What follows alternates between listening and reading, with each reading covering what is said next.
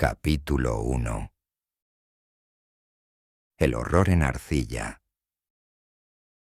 Es imposible que tales potencias o seres hayan sobrevivido a una época infinitamente remota donde la conciencia se manifestaba quizá bajo cuerpos y formas que ya hace tiempo se retiraron ante la marea de la ascendiente humanidad, formas de las que solo la poesía y la leyenda han conservado un fugaz recuerdo con el nombre de dioses, monstruos, seres míticos de toda clase y especie.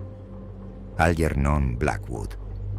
No hay en el mundo fortuna mayor, creo, que la incapacidad de la mente humana para relacionar entre sí todo lo que hay en ella.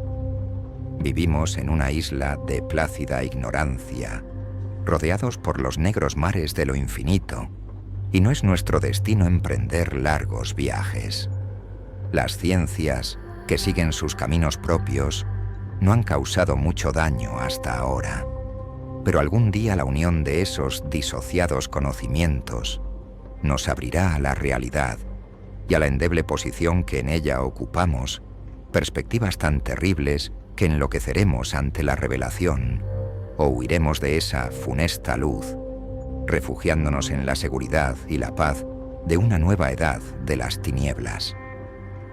Algunos teósofos han sospechado la majestuosa grandeza del ciclo cósmico, del que nuestro mundo y nuestra raza no son más que fugaces incidentes. Han señalado extrañas supervivencias en términos que nos helarían la sangre si no estuviesen disfrazados por un blando optimismo.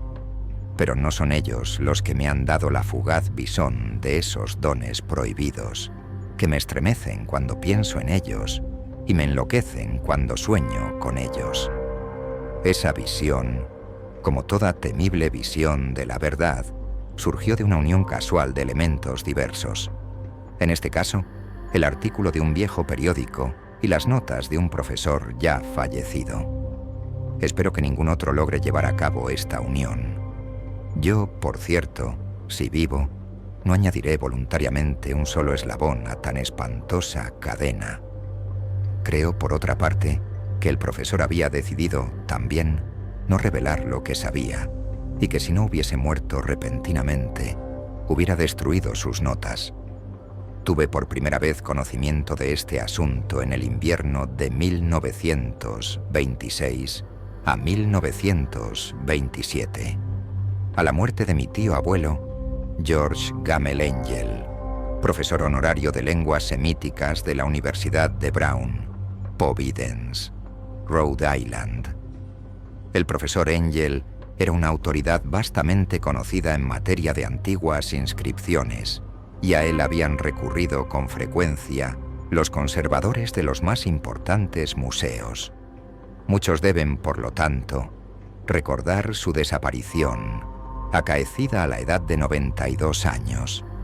Las oscuras razones de su muerte aumentaron aún más el interés local.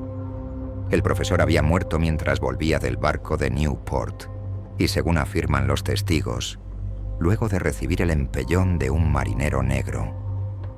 Este había surgido de uno de los curiosos y sombríos pasajes situados en la falda abrupta de la colina que une los muelles a la casa del muerto, en la calle Williams.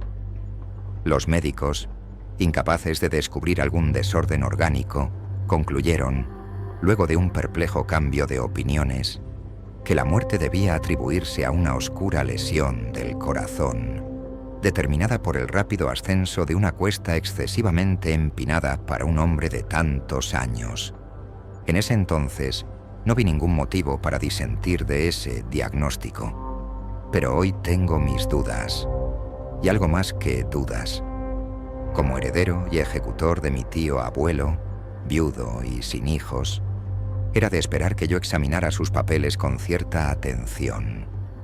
Trasladé con ese propósito todos sus archivos y cajas a mi casa de Boston. El material ordenado por mí será publicado en su mayor parte por la Sociedad Norteamericana de Arqueología. Pero había una caja que me pareció sumamente enigmática y sentí siempre repugnancia a mostrársela a otros, Estaba cerrada, y no encontré la llave hasta que se me ocurrió examinar el llavero que el profesor llevaba siempre consigo.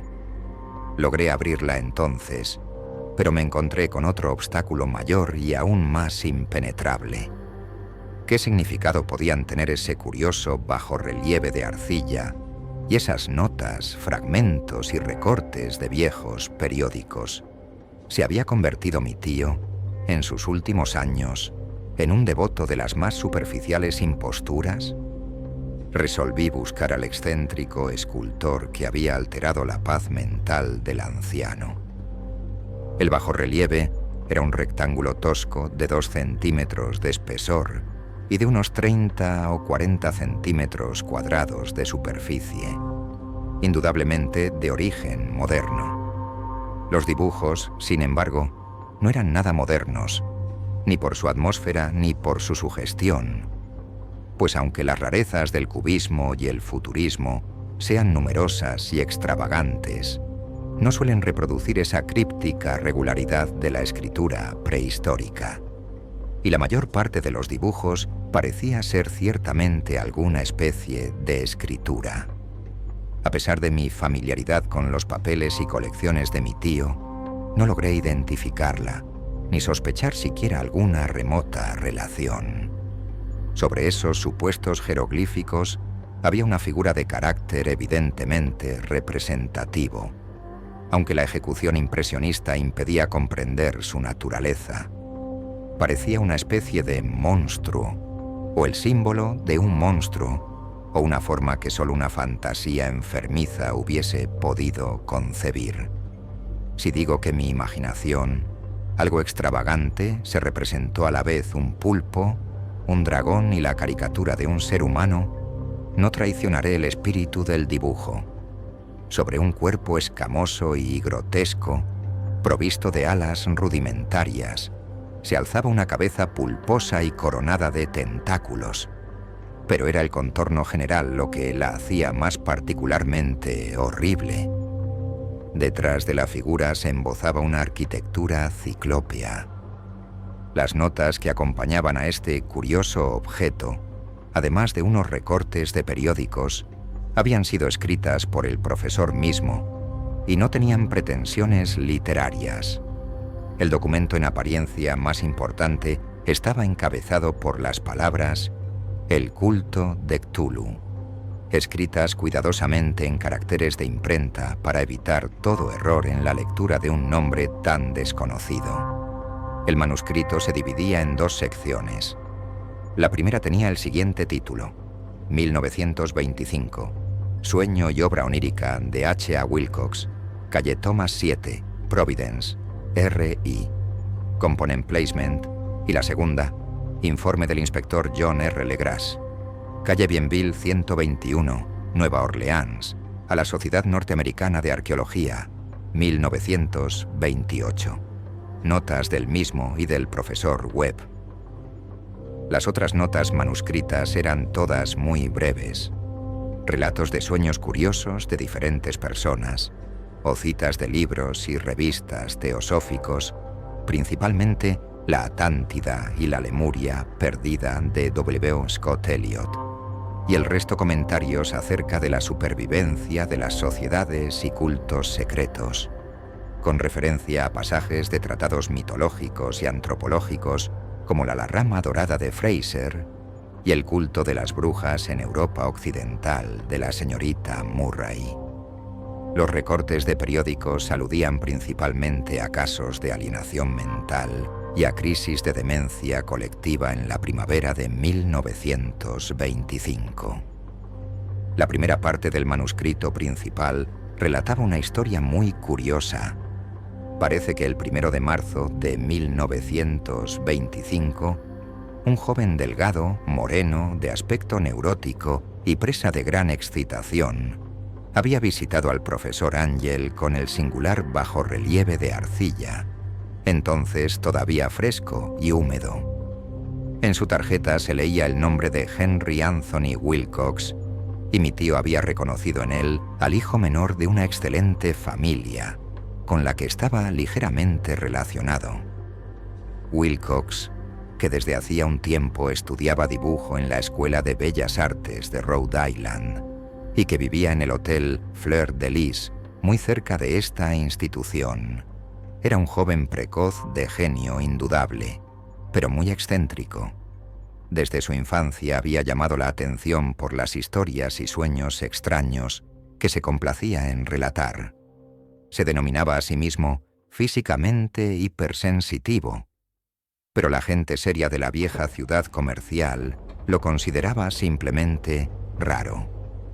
No había frecuentado nunca a los de su propia clase y poco a poco había ido retirándose de toda actividad social.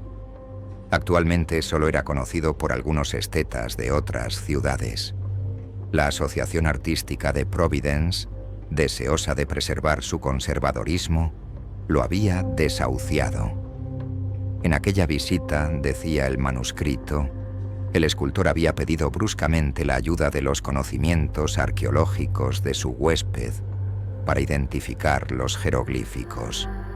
El joven hablaba de un modo pomposo y descuidado que impedía simpatizar con él. Mi tío le respondió con sequedad, pues la evidente edad de la tableta excluía toda posible relación con las ciencias arqueológicas. La réplica del joven Wilcox, que impresionó bastante a mi tío como para que la reprodujera palabra por palabra, tuvo ese énfasis poético que caracterizaba sin duda su conversación habitual. «Es nueva, es cierto», le dijo, «pues la hice anoche mientras soñaba con extrañas ciudades, y los sueños son más viejos que la cavilosa Tiro, la contemplativa Esfinge o Babilonia, guarnecida de jardines». Y comenzó a narrar una historia desordenada que, de pronto, despertó en mi tío un recuerdo. El anciano se mostró febrilmente interesado. La noche anterior había habido un leve temblor de tierra, el más violento de los que habían sacudido Nueva Inglaterra en esos últimos años, que había afectado terriblemente la imaginación de Wilcox. Ya en cama, y por primera vez en su vida, había visto en sueños unas ciudades ciclópeas de enormes bloques de piedra y gigantescos y siniestros monolitos de un horror latente que exudaban un limo verdoso.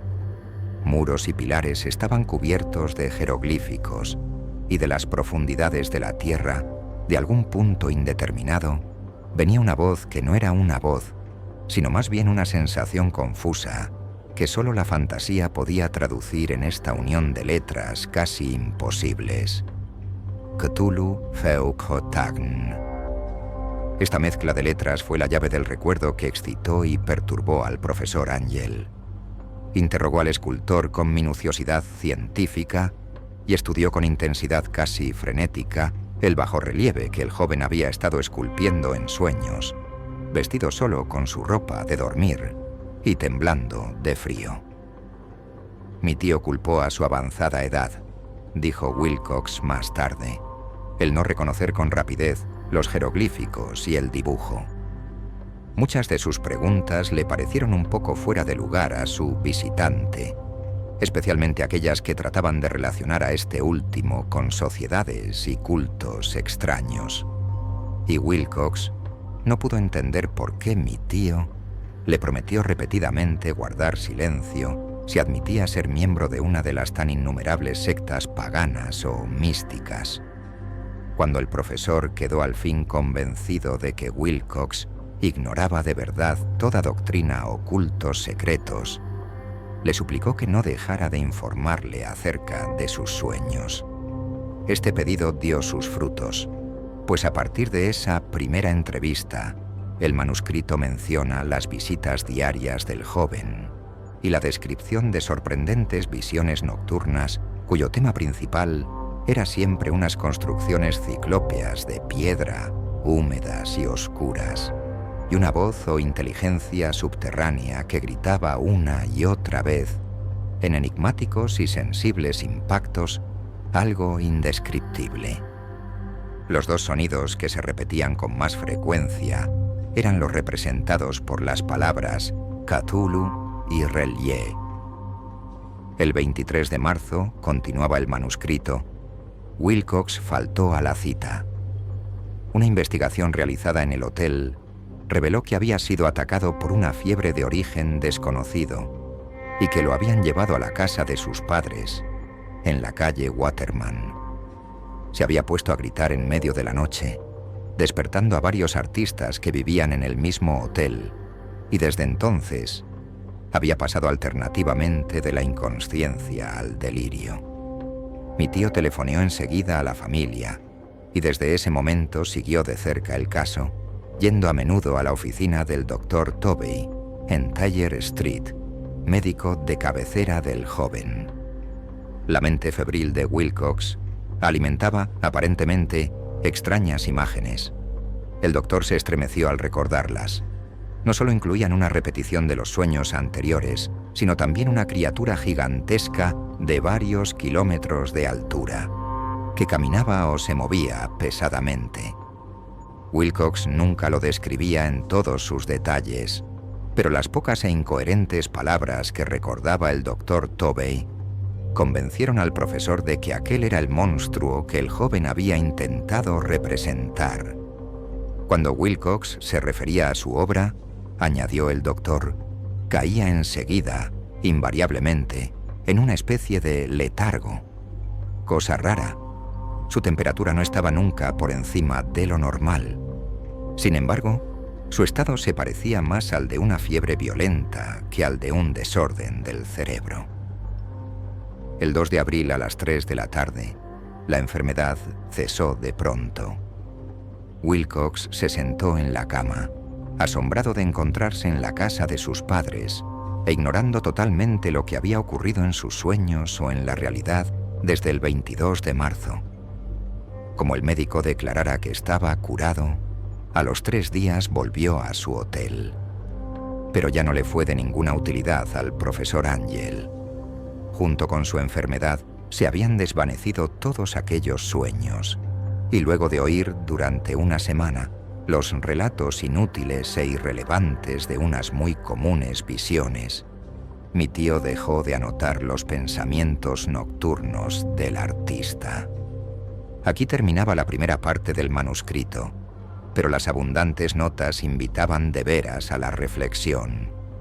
Solo el escepticismo inveterado que informaba entonces mi filosofía puede explicar mi persistente desconfianza.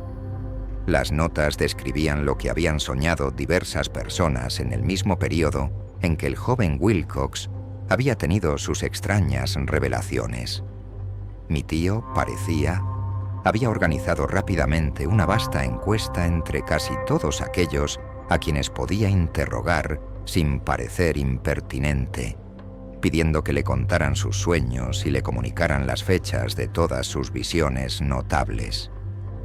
Las reacciones habían sido variadas, pero el profesor recibió más respuestas que las que hubiese obtenido cualquier otro hombre sin la ayuda de un secretario. Aunque no conservó la correspondencia original, las notas formaban un completo y muy significativo resumen.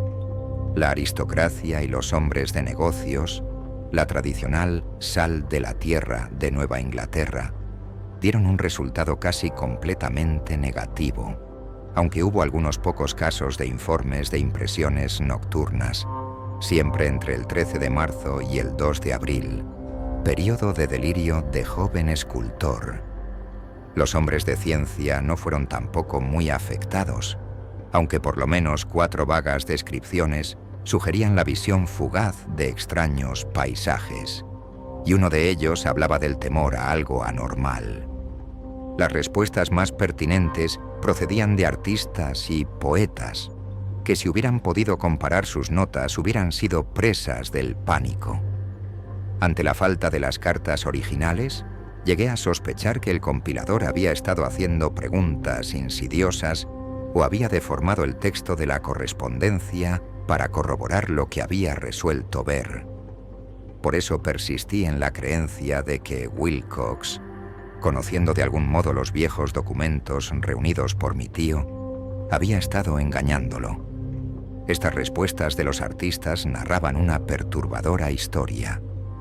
Entre el 28 de febrero y 2 de abril, gran parte de ellos había tenido sueños muy curiosos, alcanzando su máxima intensidad en el tiempo del delirio del escultor. Una cuarta parte hablaba de escenas y sonidos semejantes a los descritos por Wilcox, y algunos confesaban su terror ante una criatura gigantesca y sin nombre. Un caso que las notas describían con énfasis era particularmente triste. El sujeto, un arquitecto muy conocido, algo inclinado al ocultismo y la teosofía, se volvió completamente loco la noche que llevaron al joven Wilcox a la casa de sus padres y murió meses después gritando que lo salvaran de algún escapado habitante del infierno. Si mi tío hubiese conservado los nombres de estos casos, en vez de reducirlos a números, yo hubiera podido hacer alguna investigación personal. Pero como estaban las cosas, solo pude encontrar a unos pocos. Todos, sin embargo, confirmaron las notas. Me pregunté a menudo si aquellos a quienes había interrogado el profesor Ingel se habían sentido tan intrigados como este grupo. Nunca les di explicaciones, y es mejor así. Los recortes de prensa, como ya he dicho, trataban de casos de pánico, manía y excentricidad, siempre en el mismo periodo. El profesor Angel debió de haber empleado una agenda de recortes, pues el número de estos extractos era prodigioso, y además procedían de todos los rincones del mundo. Uno describía un suicidio nocturno en Londres. Un hombre había saltado por una ventana luego de lanzar un grito horrible. En una confusa carta al editor de un periódico sudamericano, un fanático anunciaba, apoyándose en sus visiones, un futuro siniestro.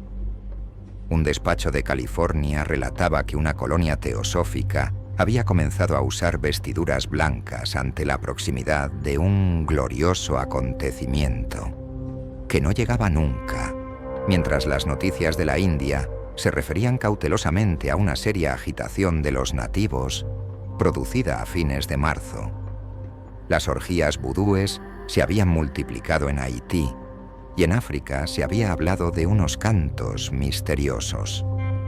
Los oficiales norteamericanos radicados en Filipinas habían tenido ciertas dificultades con algunas tribus, y en la noche de 22 de marzo, los policías de Nueva York habían sido molestados por levantinos histéricos. Confusos rumores recorrieron también el oeste de Irlanda, y un pintor llamado Ardois Bonot exhibió en 1926, en el Salón de Primavera de París, un blasfemo paisaje de sueño.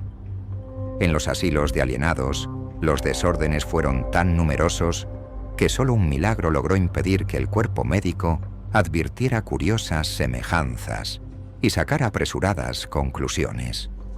Una rara colección de recortes, de veras. Apenas concibo hoy el crudo racionalismo con que los hice a un lado, pero quedé convencido de que el joven Wilcox había tenido noticias de unos sucesos anteriores mencionados por el profesor.